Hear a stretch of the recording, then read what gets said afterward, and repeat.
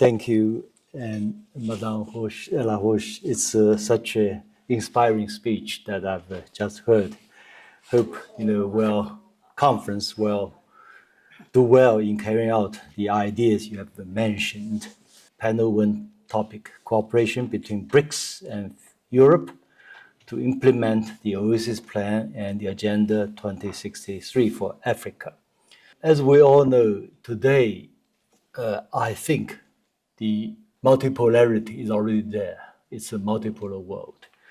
As we take BRICS as an example, its overall GDP by purchasing power parity is already much larger than G7, roughly close to 40% of the world's GDP, compared with 33% of G7.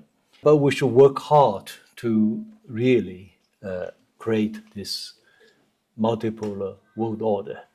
I think our discussion today on this topic is part of this effort to build a kind of infrastructure, architecture, in the end, an order for this new type of multipolar world. It's not easy, but we have to try hard. Now, concerning BRICS and Europe, maybe I could focus on the troubled relations between China and Europe. Indeed, there are already some trilateral projects, China, Europe, Africa, in place. Some have been already completed. For instance, Madame Larouche just mentioned this Ethiopian Renaissance Dam project, huge one. It's a success. But on the whole, we're not that optimistic. So far, what we see from the side of EU, it's deep-rooted mistrust. And for all kinds of reasons, from a Chinese point of view, Europe today is no longer that autonomous, not to mention independent. So become a kind of, even French President Macron mentioned, a kind of vassal status to the United States. So they try to serve American interests rather than real European interests. For people outside Europe, it's so clear, it's so evident, it's a common sense. You're not independent. You're hurting your own interest. I'll give you an example. For instance, thanks to China's effort to make sure its own security, we have achieved energy self-sufficient rate of 85%. But in Europe, it's always around 40%. In Germany, it's below 40%. So for this kind of energy self-sufficiency level, you can tolerate this kind of bombing, destruction of the North Sea, and then no investigation. It's just a shame, So this is unacceptable. And that, of course, undermines German industry, manufacturing sector, and Europe as a whole. Just a case of this example. But if you look at the Chinese BRI initiative, Belt and Road Initiative, it's already an investment of over $1 trillion. Maybe 1/3 is for Africa. And China has built or upgraded over 10,000 kilometers of railways. And we have built over 100 ports for Africa. So this is infrastructure. Yet from the EU's perspective, it's about geopolitical rivalry, China versus Europe. From a Chinese point of view, it's very simple. There is a huge infrastructure index for Africa to develop. And China had this comparative advantage. So let's have a discussion with what we call the three togethers: discussing together, building together, benefiting together. So it's well received in Africa. And from a Chinese point of view, if we look at Europe, at least two huge mistakes made by EU as a whole. One is this in the year 2011, when the Arab Spring occurred. We in China, me included, predict Arab Spring will become Arab Winter. It will undermine European interests and Western interests as well. So in the end, Arab Spring becoming Arab Winter, and this refugee crisis, which hurt so much European interests. And then if we look forward, the second case is the rise of the African economy. This is good. It's on the whole positive. But another aspect we cannot ignore is this high population growth rate. In the 1950s, European population doubles African population. Now African population twice the size of European population. And in the coming years, it will be even higher. So you must create jobs in Africa and help Africa develop its own domestic industries. This is what China is doing for Africa. We're building actually a regional network of air, land, and whatever regional system for Africa. In the past, if you want to travel from West Africa, say Ghana, to Kenya, East Africa, you have to go via London because it's a colonial system. It's all metropoly deciding everything. But China said, let's have African, Chinese philosophy unite and prosper, not divide and rule. So let's build this regional transportation network based on principle of discussing together, building together, and benefiting together.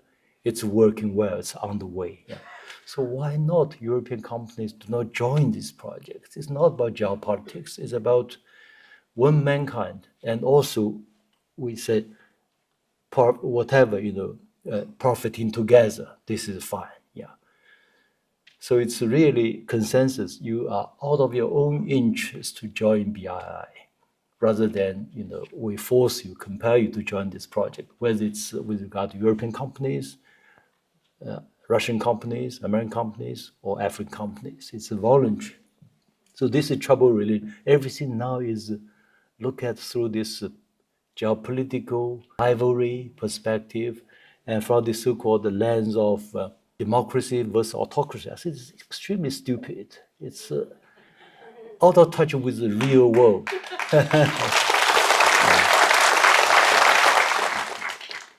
Now, let's try to be a bit optimistic when we look into the future. At least what I'm thinking of what China has done and can do for Africa and maybe for other global South countries.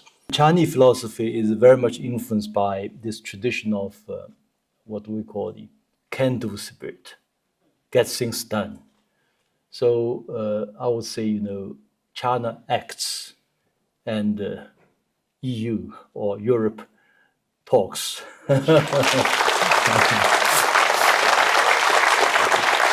And for instance, Europe is known for debating and discussing, raising this whole idea of green transition, Green Deal, with a lot of fanfare. But in China, it's done. It's more or less completed. It's extremely good news for the whole world, for those who want to have cope with climate change. By the year 2024, last year, China achieved its objective of carbon reduction. CO2 emissions began to drop by 1.6% last year. While China economy is already the largest by purchasing power parity, has maintained speed of growth roughly 5% a year. So it's the largest manufacturing industries and trading nation in the world. Yet we still managed to ensure that overall CO2 emission dropped. But the China government is very cautious. They did not announce that. they are saying because this is only 1.6%. So I'm not very sure, say by this year to maintain objectives. So it's by the 2030, we reverse this trend. And by the 2060, it's neutrality, carbon neutrality. So we are doing this very honestly in a down-to-earth spirit with one 5-year plan after another. So with this, what we can see is today China produces roughly 2/3 of solar panels, EV vehicles, and renewable energies for China and for the world as a whole. China became the largest exporter of EV cars. And as a result, indeed, today's climate, whatever, this whole battle against climate change may be possible with the Chinese model.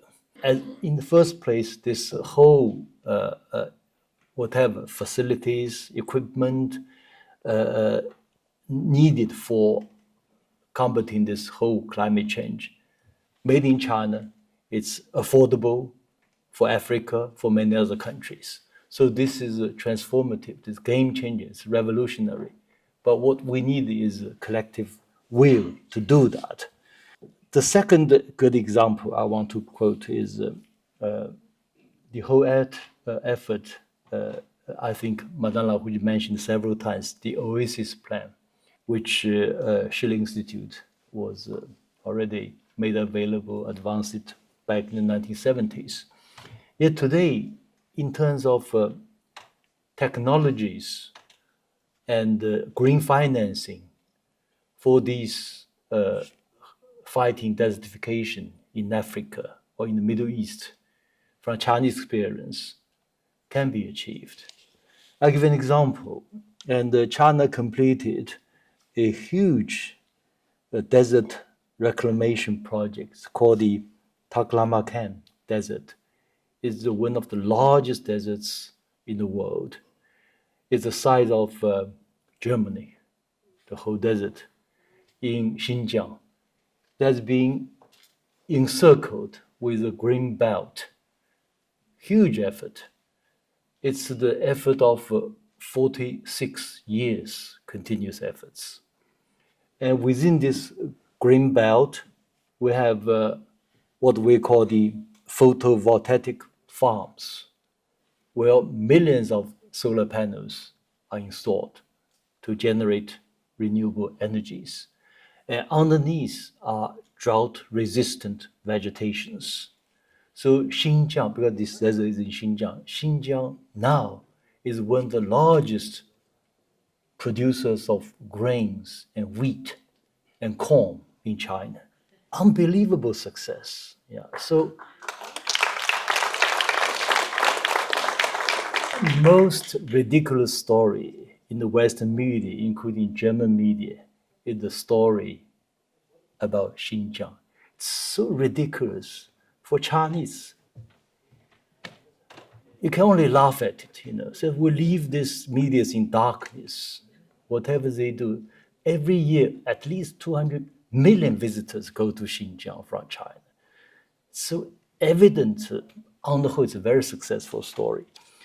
And this also means if we have a security structure in Africa, in Middle East, Chinese equipment, Chinese technologies, and green finance, China is also doing very well, world's largest green financing market.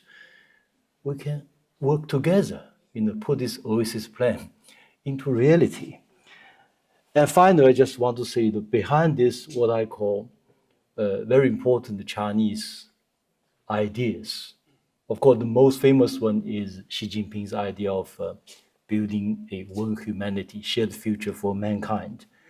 Rather than we reject categorically this American formula of on the table or in the menu. No, this is the world of wolf. Yeah, it's not the real human world. And also the idea I mentioned, the Western idea is divide and rule, which is very stupid. We should promote unite and prosper. We do this at home within China over the past decades.